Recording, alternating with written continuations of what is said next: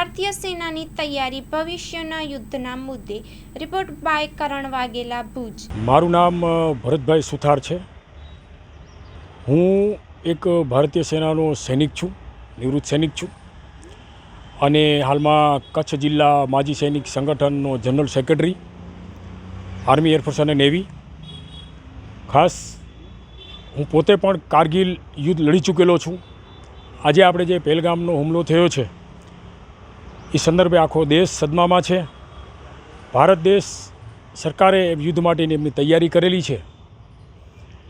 તો યુદ્ધ થાય તો આપણી સેના આજની તારીખમાં સક્ષમ છે. રહી વાત કે આ પાકિસ્તાને, આ દુશ્મન દેશે આપણી ઉપર જે આ કૃત્ય કર્યું છે એનો જવાબ આજે ईंट का जवाब पत्थर से देना और बातों के भूत लातों से मानेंगे.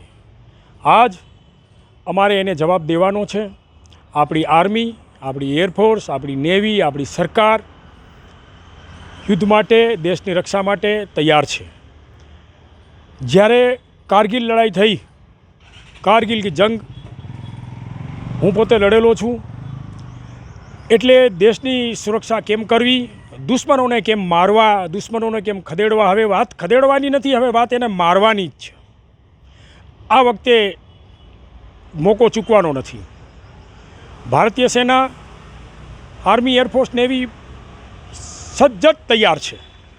ખાસ આજે પાછલી રાતે આપણી ભારતીય સેનાએ એર સ્ટ્રાઇક કરી છે.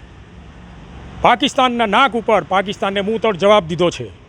આ તો હજી ખાલી ટ્રેલર છે, હજી પિક્ચર બાકી છે. આ વખતે પાકિસ્તાન કદાચ હિન્દુસ્તાનના પગે પણ પડશે તો એને છોડવામાં નહીં આવે. રહી અમે ભારતીય સેનાના નિવૃત્ત સૈનિકો છીએ. મેં પોતે નોકરી કરેલી છે. આજે જ્યારે આવું કૃત્ય થાય છે કાશ્મીરમાં તો મારું પોતાનું પણ લોહી ઉકળી ઉઠ્યું છે કે આવું નહીં ચાલે. આ જરાક જેટલું પાકિસ્તાન દુશ્મન, એને સેકન્ડોની અંદર આપણી ભારતની અંદર તાકાત છે, સૈન્યની અંદર, જેને ખતમ કરવાની, જેનો જવાબ અમે દેવા માટે તૈયાર બેઠા છીએ. આજે એર સ્ટ્રાઇકની અંદર પાકિસ્તાનના ઘણા ખરા આતંકવાદીઓના અડ્ડા આપણી સેનાએ ખતમ કરી નાખ્યા છે. એટલે પાકિસ્તાન માટે એક તમાચો છે. બીજી વાત, આજે આપણા આખા ભારત દેશની અંદર એક બ્લેકઆઉટ કરવાનું આયોજન કરેલું છે, જે યુદ્ધ પહેલાંની પરિસ્થિતિ, જેથી આખી જનતાને ખ્યાલ પડે. સાયરન વાગશે, બ્લેકઆઉટ, લાઇટો બધી બંધ થશે, સાયરન વાગશે. એટલે આપણે એક વસ્તુ સમજી લેવાની કે આપણી ઉપર કોઈ એર હુમલો થવાનો હોય ત્યારે આ સાયરન સરકાર દ્વારા વગાડવામાં આવશે. આજે માત્ર મોકડ્રીલ છે, એટલે કોઈ પણ પબ્લિકે હતાહત થવાની જરૂર નથી, કોઈ પણ પબ્લિકે ડરવાની જરૂર નથી. સાયરન એક આપણી તાલીમ છે. એ તાલીમની અંદર આપણે સાયરન વાગે એટલે આપણી પાસે 5 થી 7 જ મિનિટનો મોકો હોય કે આપણે સુરક્ષિત જગ્યાએ જવાનું છે.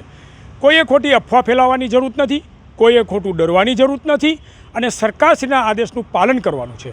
આજે યુદ્ધની પરિસ્થિતિ ઊભી થઈ ગઈ છે દેશની સામે.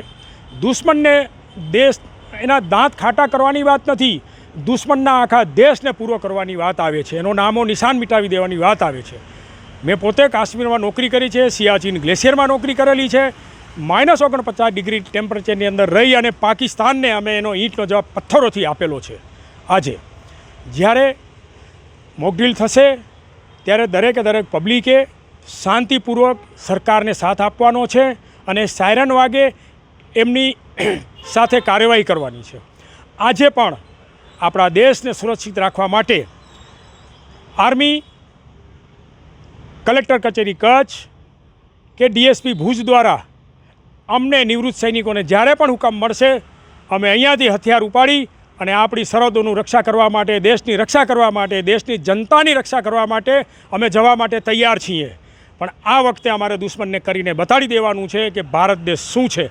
જેથી કરી મારી અપીલ છે કે આ દેશના કોઈ પણ નાગરિકને હતાહત થવાની જરૂર નથી, કોઈને ડરવાની જરૂર નથી. આપણી આર્મી, એરફોર્સ અને નેવી, આપણી સરકાર સતર્ક છે અને અમે એક સર્વિસમેન પણ તૈયાર છીએ હથિયાર ઉપાડવા માટે. જય હિન્દ, જય ભારત.